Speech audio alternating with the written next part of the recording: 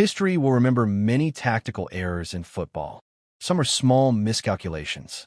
Some were unlucky gambles. But benching Cristiano Ronaldo, one of the greatest competitors the sport has ever known, will go down as something far more damaging.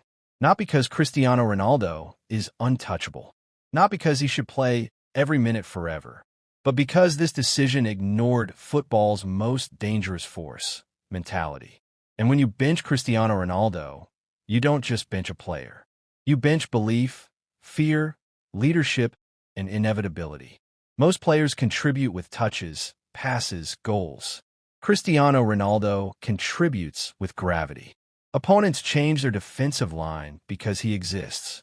Goalkeepers hesitate because he exists. Teammates run harder because he exists. Even at 38, even when he's not at his physical peak. Football history proves this again and again. Great players don't retire from influence. They evolve. Ronaldo's value was never just pace or stepovers. It was his obsession with winning, an obsession so intense it infects everyone around him. When a coach benches Ronaldo, the message isn't tactical. It's psychological, and psychology wins tournaments. Coaches love the phrase, "No one is bigger than the system." It sounds strong. It sounds modern. It sounds intelligent. But here's the uncomfortable truth. Great systems are built around great players, not against them. Pep Guardiola built Barcelona around Messi. Zidane built Real Madrid around Ronaldo. Sir Alex Ferguson evolved Manchester United multiple times, but never neutralized his match winners. Benching Ronaldo wasn't about the system. It was about control. And football punishes control-obsessed thinking. Because systems don't score goals under pressure. Individuals do. Knockout games. Must-win moments. Stadiums holding their breath. That's not where Ronaldo struggles. That's where he wakes up. You don't bench the most clutch player in football history and expect calm under chaos. You don't remove the man who has scored in finals, semifinals, last minutes, extra times, and penalties, and call it progress. When tension rises, younger players look around. They ask silently, "Who's done this before?" And when Ronaldo is on the bench, the answer is no one. People misunderstand Ronaldo's leadership. They think leadership means smiling, arm around the shoulder comfort. Ronaldo's leadership is demand. Demand for intensity. Demand for standards. Demand for belief. When he's on the pitch, excuses disappear. When he's benched, comfort creeps in. And comfort kills elite performance. You could see it. Slower reactions. Less urgency in the box. Fewer players willing to take responsibility. Because leadership doesn't echo from a bench. It radiates from the grass. Football history is loud. It screams lessons at anyone willing to listen. And one lesson repeats itself endlessly. Never sideline proven greatness in decisive moments. Coaches who ignored legends didn't become visionaries. They became cautionary tales. The decision to bench Ronaldo wasn't brave. It wasn't revolutionary. It was arrogant. Arrogant to believe that spreadsheets, age charts, and pressing metrics outweigh 2 decades of decisive moments. Arrogant to believe fear can be coached out of opponents, when Ronaldo installs it instantly. Let's be honest about the consequences. Benching Ronaldo removed the team's psychological edge, reduced opponent anxiety, shifted media pressure onto the coach, created unnecessary division, turned every missed chance into a controversy. Suddenly, the match wasn't about tactics. It was about absence. And absence screamed louder than presence ever could. Cristiano Ronaldo represents something modern football is slowly losing. Accountability. He doesn't hide in collective excuses. He doesn't accept "we go again" as a conclusion. He doesn't normalize failure. When you bench that mentality, you don't just change the lineup. You change the soul of the team. Yes, and not because the team lost or won, but because the decision exposed a misunderstanding of football itself. Football is not only about shape, pressing triggers, position zone. Football is about who you trust when everything is on fire. And history already answered that question. Cristiano Ronaldo. Some argue, bench him for tactical balance. Preserve stamina. Avoid over-reliance. On paper, it sounds reasonable. Coaches love these spreadsheets, metrics, and XG charts. They'll say, Ronaldo's high pressing consumes energy. Ronaldo drifts wide too often. The midfield requires balance. But football isn't chess. It's war. And in war, morale matters more than maps. You can have perfect formations, precise spacing, and impeccable rotations. But if the heartbeat of the team isn't on the pitch, the system collapses. Ronaldo doesn't just fit into a system. He reshapes it. He creates channels that wouldn't exist. He forces defenders to make mistakes under pressure. He forces midfielders to step up because space and opportunity expand. To bench him in a critical match is to ignore all these cascading tactical advantages. You are not neutralizing him. You are neutralizing your own team. There's another layer that rarely makes headlines: the coach's ego. Benching a player like Ronaldo isn't just a tactical call. It's a statement. I am the architect. I am the authority. I am bigger than the legend. But football doesn't reward hubris. It punishes it. Players lose confidence in the coach's judgment. The media smells weakness, turning scrutiny into a feeding frenzy. Fans panic, choosing loyalty to the icon over allegiance to authority. In effect, the bench becomes a psychological battlefield. And in that battlefield, the coach is already losing before the first whistle. Ronaldo thrives on chaos. He thrives on proving doubters wrong. To deny him the battlefield is to deny your team a leader who turns pressure into inevitability. The press doesn't just report football. They narrate emotion. Benching Ronaldo ignites headlines.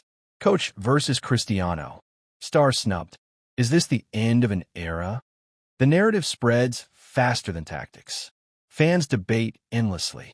Social media amplifies dissent. Even if the team wins, the story rarely favors the coach. Because football is storytelling as much as scoring. And the story is simple. You don't sit down legends, they sit you down. This is where subtlety becomes dangerous. Every player notices who is trusted in high-stakes moments. Some see the benching as fairness. Maybe the coach has a point. Others see it as betrayal. If Ronaldo is benched, who do we follow? Leadership is contagious. Doubt is contagious.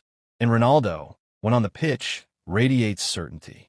He ensures teammates hold their line, time their runs, and attack with conviction. Benched, that certainty evaporates. Vacuum fills the locker room. And in elite football, vacuums are fatal. Football isn't played in a vacuum. Fans are part of the ecosystem. They feel when greatness is sidelined. They know instinctively. This is not just a tactical choice. This is disrespect. Fans react, not just emotionally, but physically. Energy in the stands drops. Momentum wanes. Opposition feels emboldened. The beautiful game thrives on passion. Benching Ronaldo removes one of the most potent generators of it. History remembers fans' instinct. And in this case, the fans were right. Even if the scoreline doesn't immediately suffer, subtle consequences appear. Mistimed runs, missed finishing chances, hesitation in one-on-one duels. Ronaldo doesn't just score, he forces defensive errors.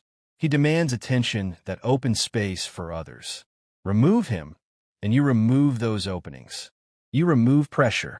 You reduce unpredictability. And unpredictability wins championships. This is why benching him is more than a decision. It's a strategic self-sabotage. Benching Ronaldo doesn't just remove a scorer. It removes a psychological anchor. Every elite team relies on subtle cues.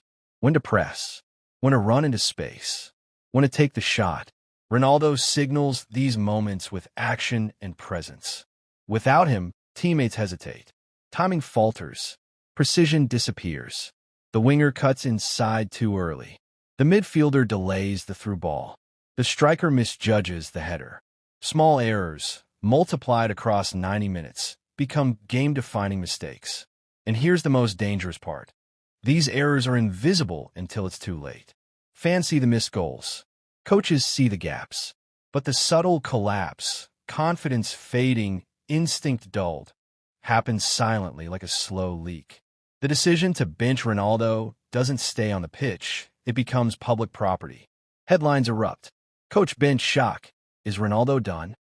Legend sits while system rules. Ronaldo snub sparks locker room divide. Suddenly, every discussion is about the decision, not the match.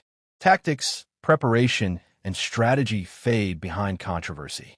Even winning the match doesn't fully heal the narrative. Fans and pundits remember the bench, the drama, the hubris, not the clean passes or defensive brilliance. And for a coach, perception matters as much as reality. Football is theater, and in this theater, you're only as strong as the story allows you to be.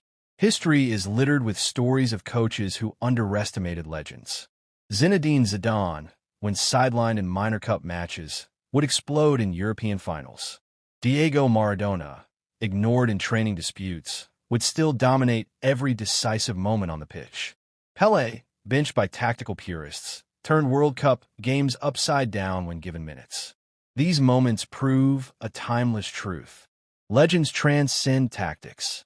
To bench Ronaldo is not just a modern mistake. It's a repetition of football history's greatest blunders.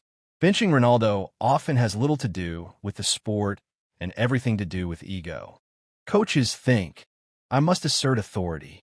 I must control the narrative. Ronaldo responds, I am the narrative. This is a clash that cannot be solved with formations or substitutions. Authority attempts to impose order. Superstars impose pressure. Fans and teammates pick a side. And in this triangle, the coach rarely wins when the superstar is Ronaldo. History shows us this isn't stubbornness. It's instinct proven over decades. Consider the matches where Ronaldo was benched. Late-game counterattack? No one else has his instinct. Crucial penalty? Benchers hope others step up. Often they falter. Key headers in the box? Empty space is left unpunished. Ronaldo would have capitalized. Every benching subtracts not just skill, but opportunity converted into history. Matches aren't won on paper. They are won on decisive actions. And the man who has decisively acted thousands of times was removed. This is why it is remembered as the biggest mistake. It cost more than minutes. It cost potential glory. Benching Ronaldo creates a domino effect in the team's psyche. Doubt. Players question the coach's judgment. Anxiety. Who will take responsibility for decisive moments? Hesitation. Quick decisions are delayed. Risks avoided. Disengagement. Effort wanes. Teammates subconsciously step back. Football is a mental game. Confidence isn't taught, it's transmitted. Ronaldo is a conduit of that transmission. Without him, the team doesn't just lose a player. They lose momentum, courage, and identity. Fans sense absence immediately. Cheers are quieter. Chants lose their edge. Energy in the stadium drops. Opponents notice this too. They press harder. They attack with audacity. They smell vulnerability. Benching Ronaldo isn't only a tactical decision. It's a strategic surrender of crowd energy, which, in elite matches, is often the difference between winning and losing. Every career-defining decision has a ripple effect. Coaches are remembered for how they managed legends. Players are remembered for what they witnessed and felt. Benching Ronaldo doesn't just influence one match. It becomes part of legacy narrative. Was the coach visionary or obstinate? Did the team maximize its potential? Could history have been rewritten with him on the pitch? The answer, in most minds, is painfully clear.